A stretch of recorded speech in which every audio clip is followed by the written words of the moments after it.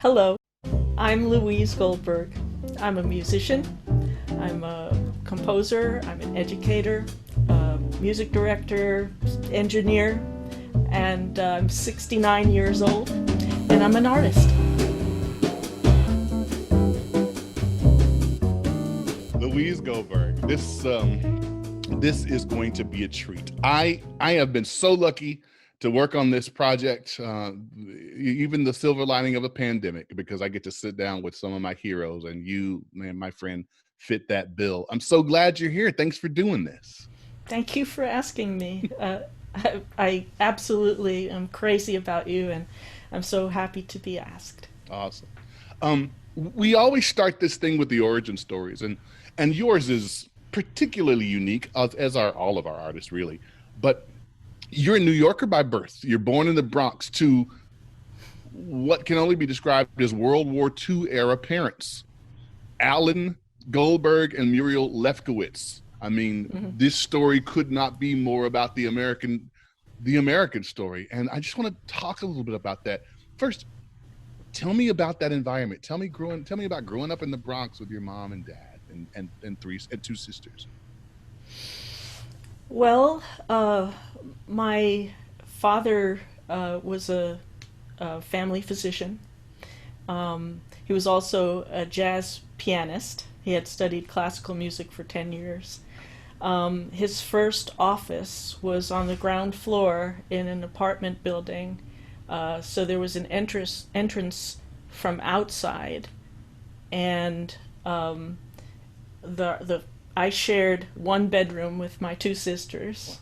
All there were, the room was, enough room for three beds, just all next to each other. That's Wow. all there was. And um, gee, my grandmother, who was from Russia, and my grandfather, who was, I believe, from Poland, Austria, and they lived upstairs, seventh floor. Wow. And there was all I know is there was a lot of cement. I lived there until I lived there until I was about 5, maybe close to 6 years old. And right across the street was a playground, and everything was just there were all the old people and young people all gathered in one place. Funny that just this last week I've been looking at my life because you asked me to do this, and I have to write things down because I'm old. I forget, but I've never been very good at that. You and But your at any brother. rate, my sisters were, my older sister and my younger sister were talking about this woman who ran this little, there was just this little, I don't know, little storage area, and there was this beautiful, ancient black woman there who was handed out games, and we all loved her so much. And yesterday, my sister said, "Can you remember her name?" And all day, I was so sad because she meant so much to me. And 10:30 at night last night, I got a text from my sister, Miss Seymour. She beat But you to the punch. she was just this wonderful, patient, just wonderful person that you had to go ask her for uh, you know some checkers set or Right. a ball or something like that. But anyway, yeah, there was a lot of community. You Right. know, the grandparents, great grandparents, all in the Bronx. Right. But we moved. We moved when I was about 6. Right. You moved to Yeah. Westchester. Hmm. But I mean, this is an era of people. First of all, the timing can't be emphasized enough, because you're born in 51. You're born at the Hmm. beginning of the 50s, so you are literally the middle child of that beginning of the nuclear family. Everybody's coming back from the European campaign, from the West Africa, uh, um, you know, and all of these folks have decided to make America their home, New York their home. your parents are physicians. I mean, well, your dad's a physician. Your mom works with him. Um, Yeah, she did for a uh, while. so, I mean, you've got this kind of unique story. I got to ask, how does art come into that picture? How do you, I mean, your dad's playing music or does play music. Yeah, well, my father was a very interesting and wonderful and quite a bit of a pain in the ass as well kind of person, but he was supremely talented. I mean, he played studied classical music, but he taught himself jazz by listening to Fats Waller on radio and started sounding things out by ear. Oh, I was going to tell you this. In the waiting room, just outside the waiting room, in that little apartment, my dad had converted he had maybe two examining rooms and a waiting room and an x-ray room and a bathroom or something for his patients. But he used to improvise on the piano in between patients. So they knew him as this jazz playing physician. Yeah, really. Family physician who also plays a little music for you while you wait. Yeah, it was so he was my introduction to music, and he was an only child, Okay. so he was extremely exalted, Sure, sure. Jewish family, and he became a doctor, perfect, and but he was a great storyteller and joke teller. He had a joke for every situation in life. Wow. He and I would hear them over and over again, and they were always good. It was never like, oh, that again, Right. Right. Except for when he would talk about his experiences in where was he? Korea. We would all. This was a family joke around the table when we grew up, when we were older, and he would start telling those stories, and we would all fall off our chairs. So you all have a musical and a little bit of a comedy bent. Is that how it kind of Yeah, yeah, yeah. I was fortunate enough to meet your dad Yes. a few years before he passed away, and he was just you guys sat down at the Bluebell Saloon. Big shout out to the Bluebell Saloon in Guthrie, Oklahoma, Right. and you played together.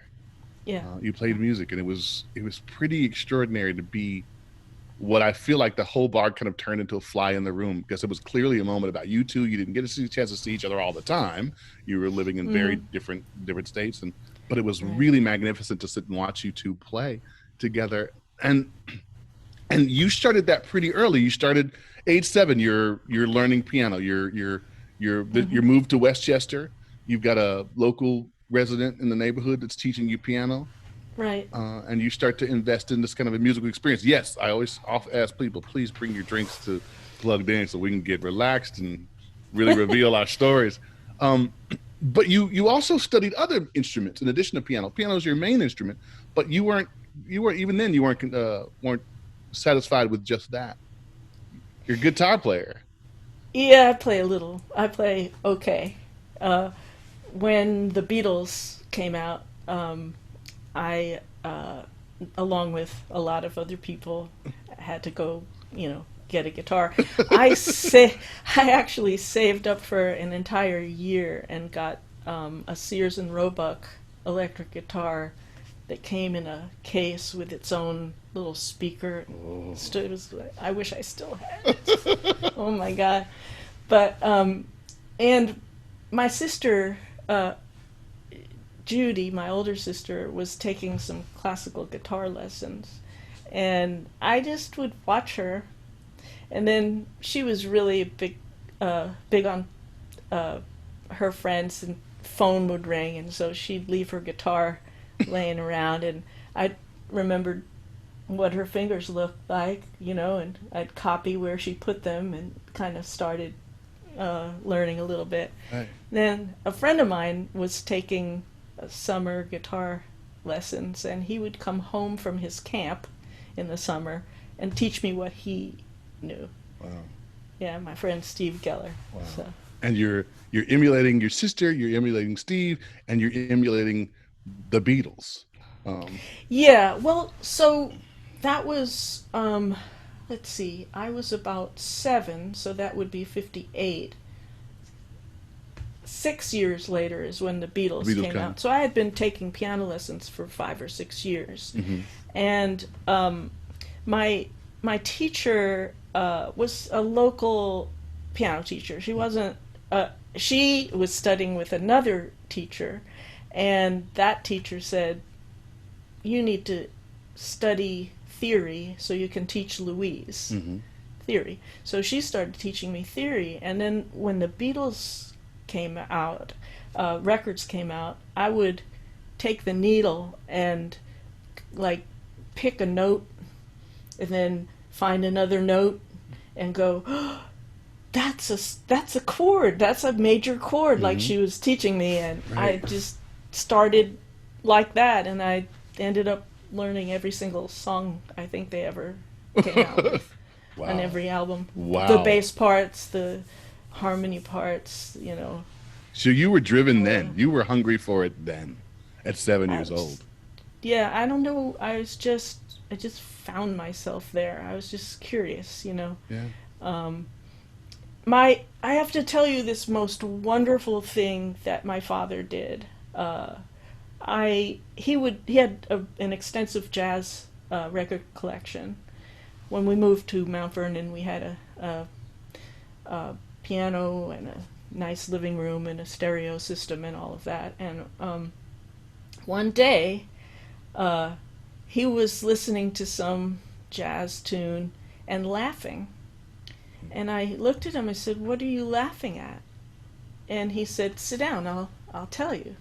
And so he sang the. It was instrumental. Okay. So he sang the melody.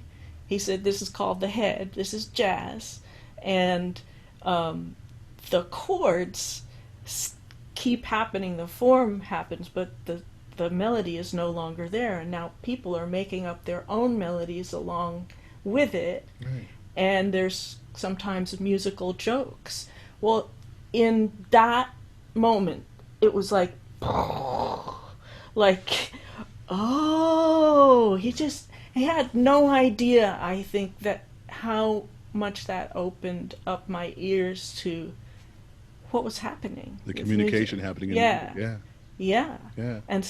And the thing is, he wasn't very good with young kids. He did not know how to communicate when we were little, but and then he was extremely opinionated, and there was a lot of patriarchal stuff. The women were kind of like, but the joy that we had when we played together, that nonverbal communication was just absolutely wonderful. Yeah. So that's where our best relationship was. I mean, he was there, he was there, but he didn't quite know. Here's an example of something that's not quite so good as far as parenting goes. I guess I came home with my report card, and he looked at it and he said, "Just as long as you're trying your best, but don't worry, because one day you'll be married, and your husband will take care of this." And it was like, whew. So I, there was not a whole lot of sort of encouragement of you can do anything you want. Right. But I did get a lot of positive feedback when it came to To music. music. So Yeah, it's interesting yeah. because we talk about that a lot about where artists encouraged artistically or Mhm. discouraged from it. And here Mhm. you were incredibly well encouraged in your musical pursuits and your artistic pursuits. Maybe not quite Yeah. on the same level in the day-to-day life, but you're also being raised by a dad in the 50s. It's Yeah. yeah. 60s, really this yeah, when I was Right, right. 51, 61, I was 10 years old. Right, right, So, right. yeah. Um so do you remember, can you tell us a little bit about your point of no return? When did you hit a place where you said, I can't see myself doing anything else and being fulfilled in the same way than pursuing art, pursuing music, creating. I don't know. I here's the thing. Um, I think really more recently Hmm. than early on, Hmm. because the way the way I really kind of see myself is I would I have this thing in my head that I call it the sandbox way of living, Hmm. of exploring. Is like, if I have certain things to play with, and I choose something for a while and I'm enjoying it, and then I move on to this thing, and I start to play with that. Right. And so in my life, I've kind of sort of seen that next thing that I'm going to do. I wanted to be a scientist, Hmm. but I was not encouraged to apply to the science school. I ended up teaching sixth grade science at Westminster because I was given an opportunity. The director said, if you had an opportunity to do more than music, because looks like everything you've done in your life is music, Right. what would it be? And I told him I loved science, and so he said, if you can spend the summer figuring out a curriculum and a book, and I taught there for a couple of years as a music teacher and secretary, which I was horrible at, but the school basically was very, very new. I taught when they had a lower school and they started middle school, and when I joined, the first graduating eighth grade class was happening. Hmm. And so it was very young, so there were about 10 teachers and 90 students or something like that. It was quite wonderful. So it was a place I could actually explore and learn to be a teacher, and I loved doing science. It was just the best thing. Oh. So anyway, yeah, I don't know. Um I just doing music was just so much a part of me. I didn't really think of it as I didn't have to say this is my passion. Right. And I was really excited to learn about teaching in that environment as well. And I love teaching. It took a long time to get to a place where I feel like I'm actually a good teacher. Right. I think you learn how to teach. And I've got maybe some feedback now, from people. Right. I may have gotten off course as far as the question you were asking. The course is it's just a suggestion. It's just an Yeah, outline. okay. You tell your story. So I've never been driven as far as I've never thought of myself as I've never been the person that said, I got a 5-year plan, or Hmm. what am I going to be doing? I don't know.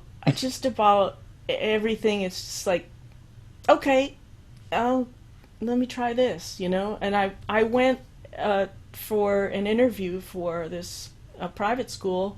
So they didn't know, how am I going to earn a living with a master's in piano performance. Right. I was, and I wasn't going to be a concert pianist because I didn't have the confidence. I didn't really see myself that way. Mhm. So I just kind of showed up, and then they offered me the job, and I jumped in. And when I do things, I really put my whole self in, Absolutely. no matter what it is. So I can attest to so that. yeah, I love learning. I like people, and so yeah. So It's funny because you say that, and it brings to mind a very specific image, and I don't know that we can show it, but we're going to try. We're going to do show and tell here on Plugged In. all right. normally you see people play piano and their fingers are sort of rigid. Yeah. They have this kind of strength in their hands and they play a chord and it's very much moving the fingers independently. And I remember early on sitting and talking with you at the piano, and you showed me the way you play scales. You showed me how your hands work Oh when you yeah. play scales. Can you show me that? Can you show me that on the camera? Because I think it's kind of indicative of who you are. Well, I mean, uh, so used to be, I played more like pistons, Right. where it was most of your fingers. But and then I don't know how much you can see of I, my body, but there's the physics the of your body, and the physics of the piano, right. and um, so when the how can I put this into a little bite? Um, when there's support from your body and freedom of upper body movement, your arm becomes a mallet, and it is a percussive instrument. You're making a hammer hit a string, Right. and so when you have some flexibility in your wrist and everything's coming through, uh, you have the availability of the different kinds of ways that your arm and your hand can turn. What you're doing is you're just swinging a hammer. It hits and it comes back down, so there's no pressure. Mm-hmm. And I didn't know that for many years. A lot of people push. There's no reason to push after a hammer has hit. Right. And so it's just kind of moving, swinging the mallet. Yeah. It's basically it. There's Is this that there's this fluidity that happens in you that is unique. I don't know that I've seen it in a ton of piano players, but it stuck with me because it's very much indicative of how you kind of go with the flow in your life. There's a fluidity to you. I don't know that I would say that there's a lack of drive, although I certainly understand what you mean, because once you get into a project, it's like it's almost all consuming. You're focused on that. You're going to work yourself to the bone sometimes, but there's also this, you are able to be moved and you are able to move upon, and it affects the work that you do and the way people perceive you. And I know that every time I've had the opportunity to work with you and I've done some really fun stuff with you, I'm always better and more present and more grounded, but also more able to be moved and to be shaped by the experience, because that's the way you approach it and you give us the freedom to do that. I, I, thank you. yeah, absolutely. I, I thought about this when we were talking about, when I was looking into your background and kind of looking at your research, and I'm thinking to myself, because you go from kid in Westchester County, you're working with your local piano teacher. You've got your dad who's an influence. You're playing a little clarinet in the school band. You're playing on the side with friends. You've learned the entire Beatles catalog on the guitar. And then you uproot and decide, I'm going to Boston. I'm going to Boston University. And you're getting an education in piano, and not just any education. You're working with, and I'm going to butcher these names, Leonard Schur, for sure, Yeah. and Hmm. Maria Claudes. Yeah. And Maria's Brazilian-born, literally the embodiment of how do you get to Carnegie Hall practice, as she played a Right. recital at Carnegie Hall. Hmm. Leonard, you this is a musician who taught the first applied music course at Harvard University. These are real players, and they're both very focused, although I'm sure have other interests, but very focused on the classical genre. So again, a very rigid, a very upright, not at all who Louise Goldberg is. What's that experience like at Boston U? Oh gosh. Well, Leonard Schur was he was a visiting artist, and I got to participate in a piano pedagogy class. Mm-hmm. I didn't study with him, but I played for him. Right. So I had taken 10 years of classical piano lessons Mm-hmm. in Mount Vernon, and I applied to two schools, at, Eastman School of Music and Boston, and I got into both, but I chose Boston, um, and it was really, really deep. Like I deeply got into theory and I practiced probably 6 hours a day, in addition to taking classes and things like that. I learned so much, but I had the technique was not being taught, and I was still playing wrong. And Maria Clotis didn't speak English very well at the time, and so mostly she would just I would get up, she'd sit in my place, and she'd demonstrate something, and then I would try to emulate what she was playing. And but after I graduated, I mean, I did a whole concert and everything, and um, she said something really amazing to me because I had horrible performance anxiety, and she said to me before I went to play the recital, uh, "You have two choices. You can fail, or you can succeed, and no matter which one you choose, do it the best that you can. So Right. you can fail really, really well, Yeah. or you can perform really well." And I think I performed well as I could. I didn't fail, so that was quite something.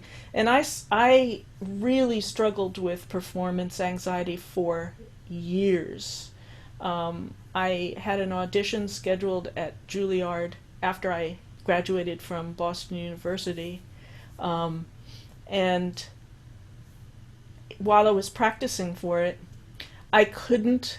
If there was any distraction in the room, like if my dog walked through the room, I forgot everything. I couldn't remember any of my music, and I had no one in my life to help me or talk to me. I was completely on my own. My parents were at work, and I canceled my audition. Wow. I didn't do it, and then I ended up being a dental assistant. That's another story. It's kind of silly and weird, but I talked my way into being a an assistant to an oral surgeon. Yeah. This is post college. You're just kind of looking. Yeah, because I had to earn some money, Right. right? I was Sure. back home. I was back home. I didn't know what to do. I couldn't be. I just had no idea. I was floundering around like crazy, um, and I answered an ad, and the doctor said, "What makes you think you can do this?" And I said, "Well, my father's a doctor. I've been around, doctors' offices. I'm smart. I can learn easily, and I learn by osmosis." And like if I sat on that phone book, I could tell you the numbers. I was joking, and he hired me. Man, you got the gift. that's that's pretty I was impressive. I mean, where did that come from, right? How did I really am a fairly shy person, but Right. every once in a while these really strange things, and there I am. But anyway, got saved because I ended up taking a trip to Oklahoma uh, one summer. A friend of mine who taught at Central State University was also she had been to Boston a couple of times. We'd met there. She would do some of those pedagogy classes, and so she came through New York and said, "Would you like to go to Oklahoma with me?" And I said, "Yes," Right. and then I ended up getting to stay here. Liking it and staying. And before you make this trip, Yeah. you had one other little step. Like you spent a summer working jazz theory with John Mahegan. Yeah. Like, and I mean, for our audience that doesn't know, John Mahegan Trio Quartet, Charles Mingus, Kenny Clark, Savoy Records 55, John Mahegan, like jazz musician extraordinaire. You're moving away from the classical. You're finding your soft hands. Yeah, well, oh, here's the thing. Uh, all during my early childhood, my dad would play jazz Mm-hmm. and he would let me plunk along the upper keys while he was uh, uh, playing along with his tunes. And he never said, don't do that or do this. He just let me find, I would kind of watch his hand and copy him and listen. And so I was interested in jazz uh, and all kinds of music. I mean, I listened to all the pop stuff that was there, and um, James Taylor and Joni Mitchell and the Beatles and all the groups, the Stones, and so I wasn't just a classical student. I was just interested in And everything, music and what was Yeah, happening. and you know, I'll share this because I've shared this with audiences when I perform. Sometimes when I was a baby, my dad would sit me on his lap while he played, and he would put his arms underneath my armpits, Mm-hmm. and so his hands were like right in front of me, and he played the piano while I was just, I got to kind of be right there. Yeah. So that was so the jazz thing, it wasn't surprising, and I don't remember a lot about how it happened that I got to take lessons with this man. I don't remember at all. Right. But I was old enough to drive. I drove to Connecticut from New York Mm-hmm. once a week for a couple months in the summer.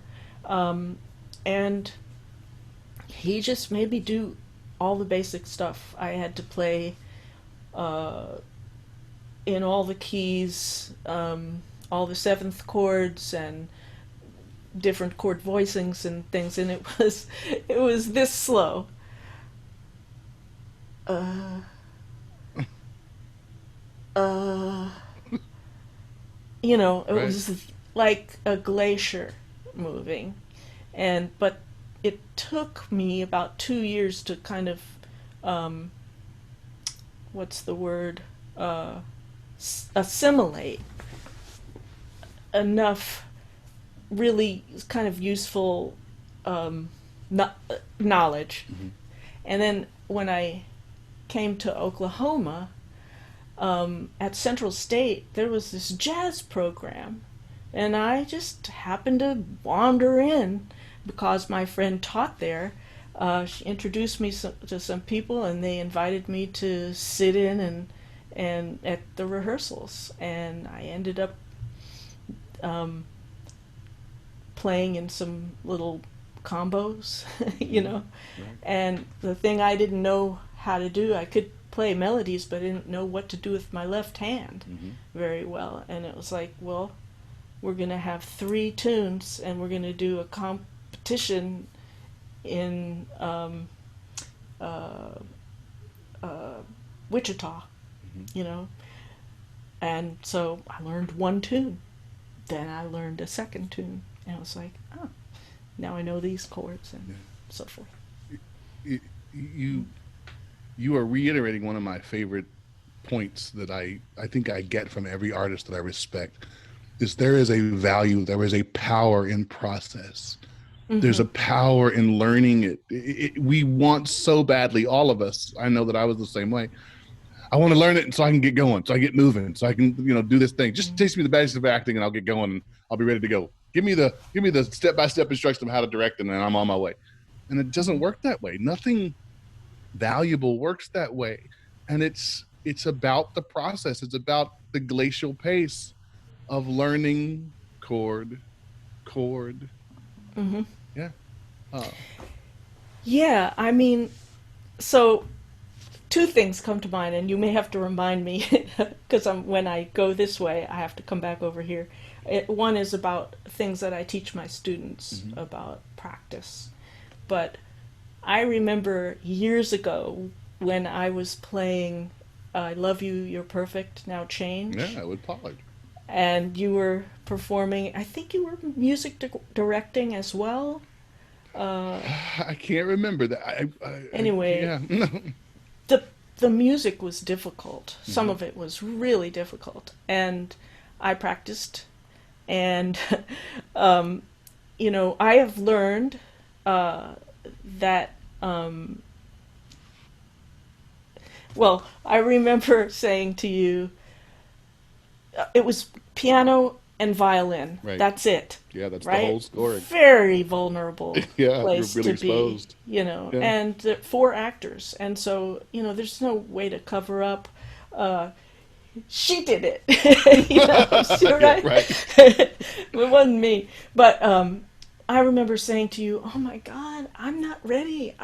The show is opening, and I mean, I'm making it through this one piece in particular was so hard. It was really like Chopin. It was that hard." Wow. And you just looked at me and you said, "Your body, there's going to be a time when it just clicks and it becomes part of your body." And uh, it it really always stayed with me because I was freaking out because you know right, Right. but it's true, and it took a week. Usually it happens before the show Right. Right. happens, but this was one of those times when I was just, I didn't feel, nobody probably could tell. I had to leave some things out, but nobody would know. It wasn't like horrible clinkers, Right. Right. Right. Right. Not a stinkers. thing you do. But Yeah. no, but that thing of knowing that there's a time when something clicks, and so I trust in the process of, I know what to do daily to, like, if I'm working on a show, I will play through a whole show and then I'll identify certain places that I know will need my attention. Hmm. And I go there first. I don't go to the places that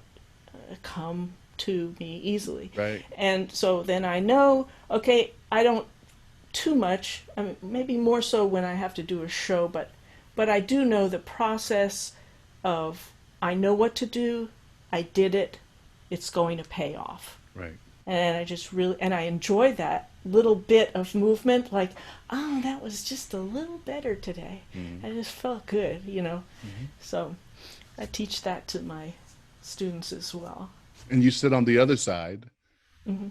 You had two examples. You had one on this side, and then Yeah, and that's, with students who say, I should be a lot better at this than I am. It's like that outcome is what they're looking for, right. Right. and not the process, not the trusting. And the other thing is, like, some people have asked me, when will I be able to do this? Right. And I say, I don't even know when I will be able to do this. Like, it's when my body, when things in my brain, what I've figured out theoretically, what I've figured out physically, how to make it happen, and the practice of it to where my body goes, I got this, Right. And so I can't tell you when, and it's okay. Yeah. It's just, you just have to trust in that process. It's you do it. Boy, I'm so glad that we got a chance to dig into this because Hmm.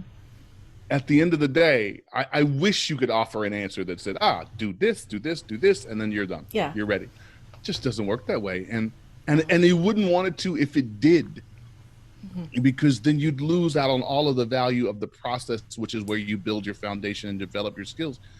You know, you're doing this work. You visited Oklahoma. You're playing with people. You're getting your master's degree at the same time. Um, you're playing gigs on the weekends. You're playing a little bit of country, a little bit of rock and roll, a little bit of reggae. You know, And you not all at once. yeah, no, no. You know, this band for a while, and No, it was just a very noisy concert you guys were putting on. no, I mean, I didn't play like in 5 bands at the same time. Right, right, I right, would usually be just in one. right. Uh, I want to say something that I think is really, really important. So, I technique is not the end. Being fast, being, it's what the goal is movement and moving people's emotions and finding the magic that's inside of a piece of music. And the one thing that my very first teacher, who wasn't really good at teaching theory, or she was good in it was a good introduction for me, but she always said, now it's time to make music out of this. Right. Now we have to make music, we have to make it mean something.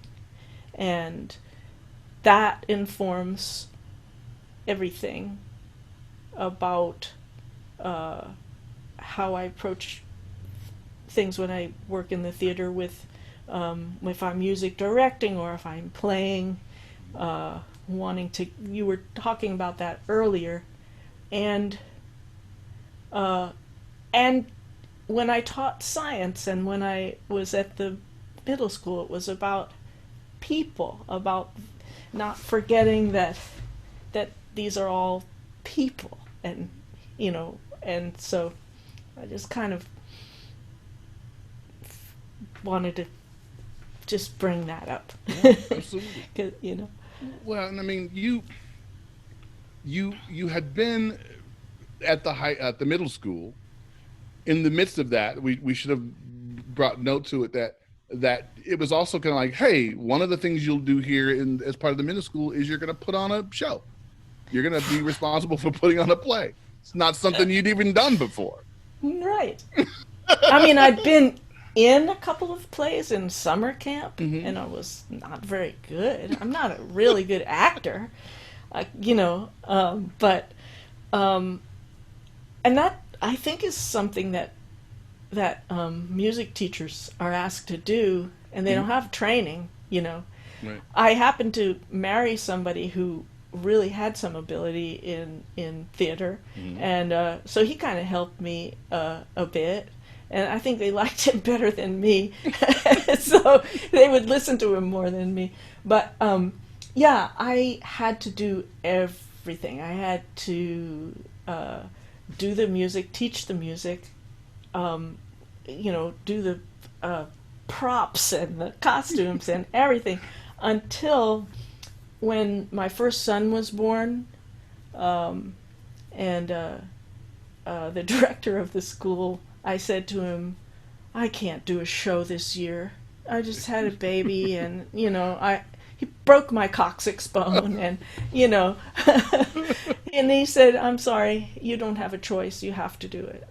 And so in tears, I just said, I have to have an assistant. I have to have another teacher help me. Right. And then from then on, we always had 2 teachers. But I don't, I'm happy I got into doing that. It was hard work. I almost every year I had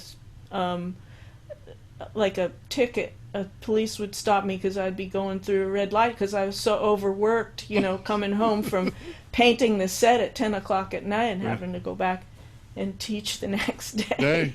It's like, oh. One day I cried and he just said, oh, just go. And I'm sure if I had been a black woman or a black man, that would not have been the situation. I'm very conscious of this right now, but it was pretty funny at that time. Yeah, for sure. Well, I'm really glad that you had that experience as well, because it would ultimately lead you to doing theater all over the state of Oklahoma, with Children's Theater, with Carpenter Square, with Oklahoma Theater, City Theater Company, with Rose State, and eventually with Pollard, where you get asked to do what seems like the impossible. They want you to serve as the musical anchor and then recreate the wide stride hand of Thomas Fats Waller, who you'd played, who you'd had all that influence with years ago with your dad. Right, right. So you're doing that show, and you're up at Pollard, which is how we met. And I had idolized that show and idealized it in my mind for a million years. And I had seen the NBC production. I had Cedric Neal on, and we talked about that he'd seen that same production, Nell Carter and Andre DeShields and Amelia Yeah. McQueen. And I remember Luther Henderson, who played the piano for that production. He turns around, older black gentleman, turns around, he's got his hat on, and he says, one never knows, do one, and finally reveals who the piano player is. And in our production, I meet in the first production meeting, and they introduce Louise Goldberg. And I was like, what now?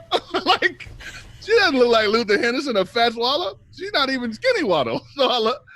And I watched you like blow our minds with your gifts, like with first of all how hard you worked. And it's hard for me to express because anybody who knows Fats Waller knows that he has a hand that is had a hand that was bigger than mine significantly. It's got an octave plus reach. You've got this little tiny hand. You and yet you were making your way across these keys. Talk about difficult and talk about impressive. And talk about an opportunity where I learn in real time the power of process in the work that you did, and in getting it taught me how to see things differently than I'd seen them before. And I became a huge fan of yours. And of course, after that, we worked together on project after project after project. I've been fortunate enough to use music of yours where that you created in shows I've directed. I've had the opportunity to have you create music for shows I'm directing or creating. We used your catalog for our production of Driving Miss Daisy. We used tunes of yours for our production of On Golden Pond. And most specifically, I remember because after having met your dad, you played for me a recording that you made that has been kind of the thing I see as this is what Louise is as an artist. It's a piece called Where the Hell Are You? Will you tell us about that? Yeah.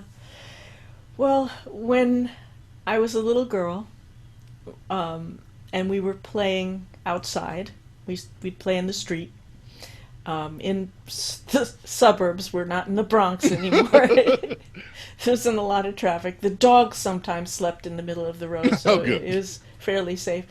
But my father had learned from his father a whistle, and he would be calling us in to come home, and the whistle was...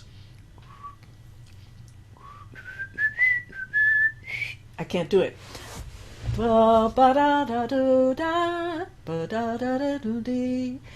it goes, where the hell are you? And then you're supposed to whistle back, where the hell do you think I am? Yeah. I can't whistle for some reason. Maybe I need more gin. But when my dad passed away, it was 2000, the year 2000. Yeah. And I think a year later, I woke up and I hadn't thought about that melody for a very long time. And I just sat down at the piano and I took that melody, do, do, do, do, do, do, do, and I harmonized it and reharmonized it and reharmonized it. And maybe you can play a little of it when you can edit it in, and if you like, You're a on little my piece of you're it on or my something. page, my friend. And yeah, it's kind of like, well, where the hell are you? Yeah. Where are you? And I had a wonderful dream about my dad. This is just, I woke up remembering this dream. I had been in some kind of a barn, I think. And my dad took my hand and we went up this stair. And you know those barn doors that are high up, maybe you throw hay or Hmm. something. What do I know? I'm from the Bronx, but in my dream, you know. So so we opened the barn door and it was like just being out in the stars. I was out in the universe, just floating. We were on this ledge, and he was gonna take me there, Right. and it was just stars, you know, Hmm. twinkling stars. And I just said, "I'm not ready," and that was the end of the dream. It was like maybe somehow that's where he was. Right. I, you well before that piece, but certainly after it, you've focused in on composing, on creating, on sharing those stories. And one of the things I discovered about you when I listened to your albums or you send me a piece that you worked on, that theater took root. That those lessons in piano took root because you went from being a technician and understanding technique for sure, but you're a storyteller. Like your teacher said, now you got to make music out of this. Now you got to Mm-hmm. touch people's hearts and move them, and you do it time and time again. Whether it's somebody else's music you're interpreting, like Passing Strange.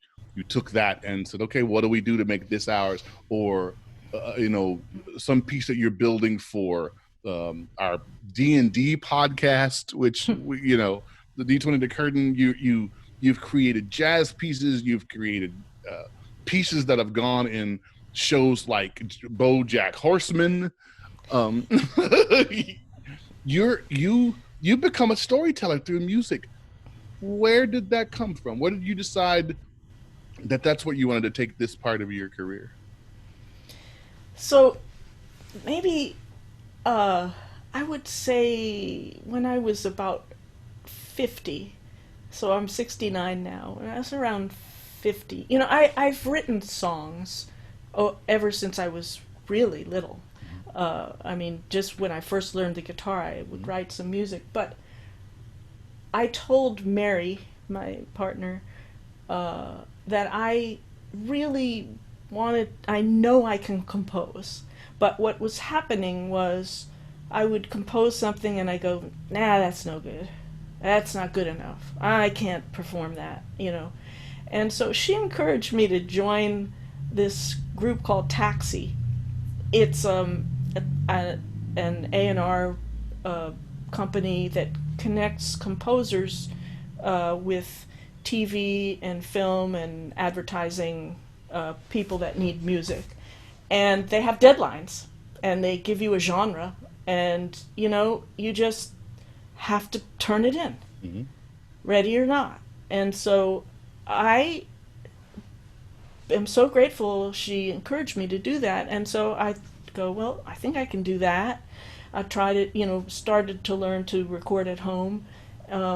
And um, I some things would get screened, and they'd say, we're not gonna pass this on to the supervisor because it doesn't meet this criteria." And I started just realizing that I could just writing is the important thing. It's like that process, you know. Mm-hmm. Like I was thinking I had to have this perfect thing, but now that I've been making myself work Mm-hmm.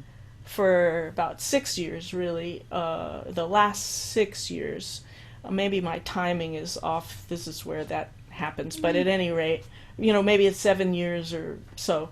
But I I've I just stop at the piano every once in a while, and I always have note uh, you know, music notation paper Mm-hmm.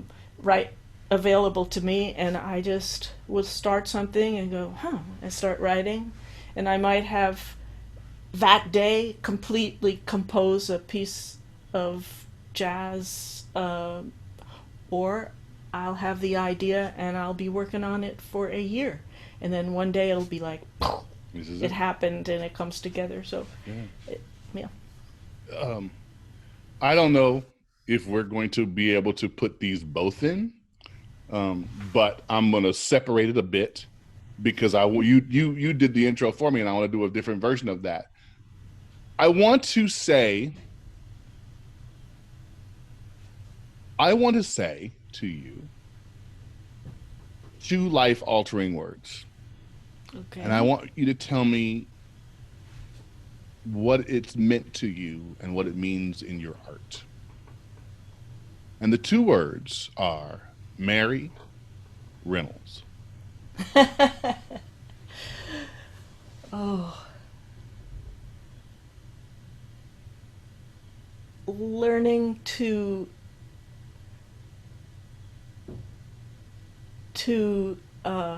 accept being loved really beautifully by another person, feeling like I deserve it, years of not uh, having maybe the best relationships.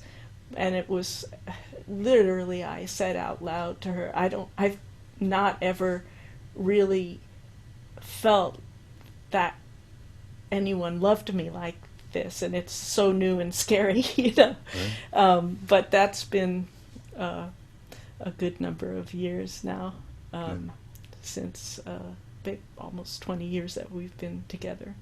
Um, and so, and then, oh my God, how lucky can I be to have a partner who is so talented, and we work together every day.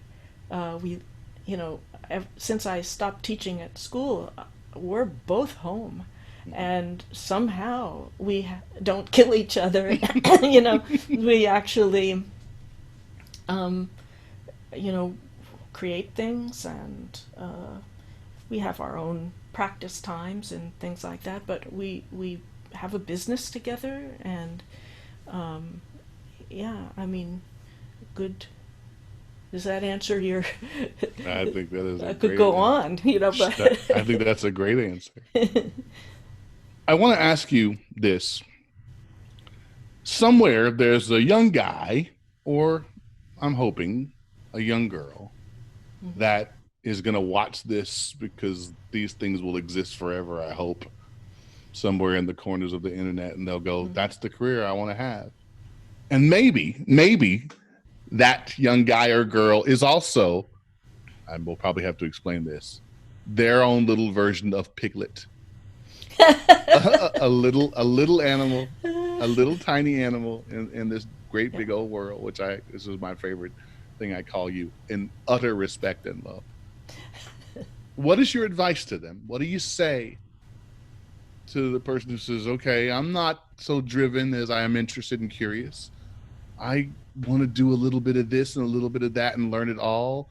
And it doesn't seem like it's going to be profitable or lucrative, or I'm not getting it fast enough. Talk to them. What's your advice? I I would say uh, follow the thing that you're very curious about. You know, um, anything, and nothing is too small. The chunk that you work on at any given moment, it could be a measure. It could be uh, four measures. It could be studying something, listening. But what it's all in these little chunks of learning, and they all build and pay off. It's what you do that matters. Um, I'm going to share something that I have a counselor that I talk with, and we happen to be talking about. I was saying that uh, I'm not very driven, and I was talking about these things, and she said it's sounds like you're very mindful. And I said, oh gosh, no, She said, wait, just listen, because when you focus on the moment without thinking about the outcome, that's what mindfulness is. And so whatever step you're taking toward that goal, it's valuable.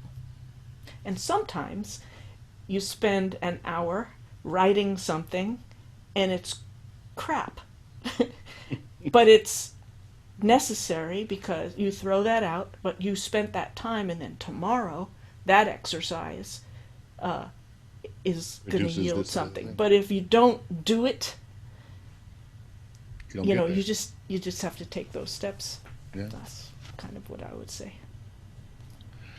I hope you will indulge me as we end every episode with the series of questions from the French television host Bernard Pivot. I'm always so gratified to hear these answers. So I will begin by saying, what, Louise Goldberg, is your favorite word? Oh gosh.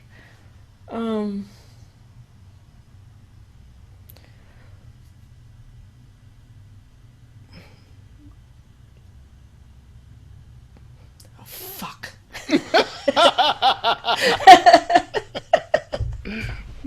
I'll take it. Actually, what I say more often than that is racka fracka, which I learned from my son Simon, because he knew better than to use bad language. Sure, he's a smart kid. When he was little. What's your least favorite word? Hate. Yeah. What turns you on creatively, spiritually, or emotionally?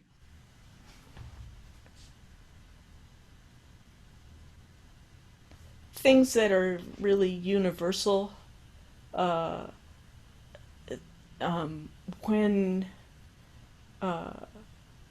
that sort of shared feeling that even if the quality is different, I know that you get what I get by how you express something. When I've I like challenge also. Being asked to look at something a new way, that turns me on. What turns you off? Stupidity. Just plain old stupid. Yeah. Really? Right. Yeah. But maybe on some level that turns me on because I find myself getting, but I'm not sure. Right. Yeah. I guess I don't have to ask this, but I'll let you fill it in anyway. What's your favorite curse word? Oh, well, yeah, the one I said before. Oh, my Willow.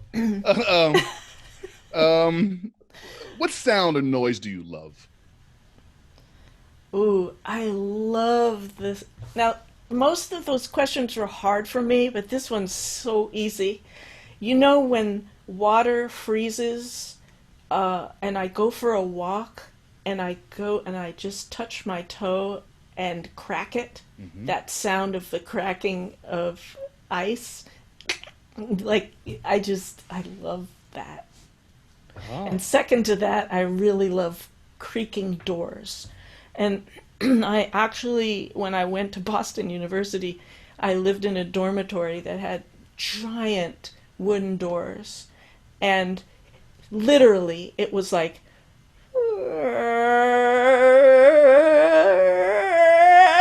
like I purposely would go out of my way to go open that door. That's your opening sound right there. You have a creaking door, don't you, in the beginning of... I love it. What sound or noise do you hate? People screaming at each other.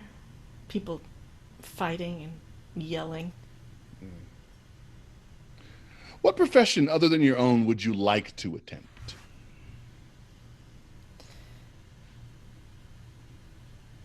Well, um, I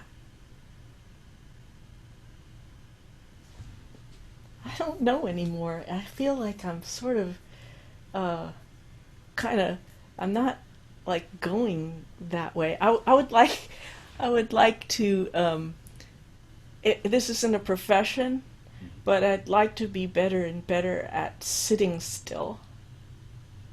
Okay, that's a valuable lesson to learn. I mean, I'm learning it now because of, I mean, there's a lot more time for uh, contemplation and stuff. I am a very fidgety person. I get up, I barely stay in one place, you know. I Hmm. mean, as soon as I might practice for 10 minutes and all of a sudden I'm standing up. I had to sit myself back down again, you Hmm. know. But yeah, so learning to just sit and breathe. Is there a profession that you absolutely would not like to do? Proctology. Okay.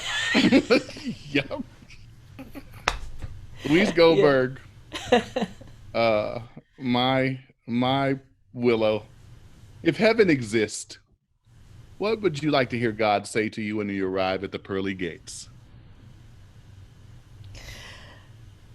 Uh,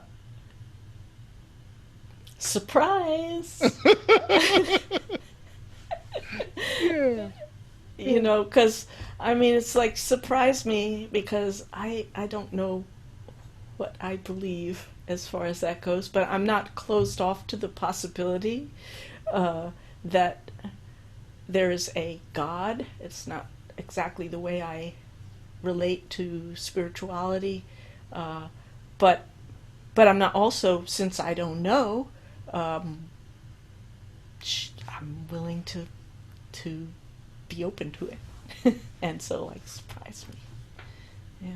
Louise Goldberg, you are just as dear a human being as I know, and as an artist, you are the personification of one of my favorite kind of internal quotes, which is there is power in process versus this pursuit of the perception of perfection.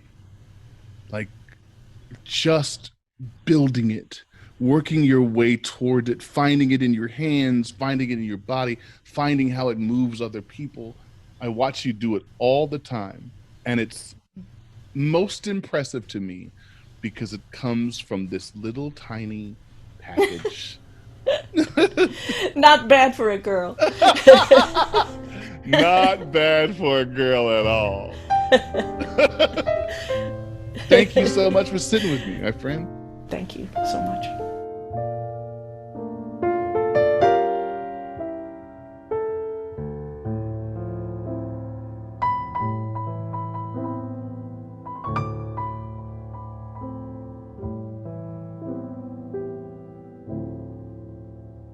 I'm Louise Goldberg. I am an artist, and I am plugged in.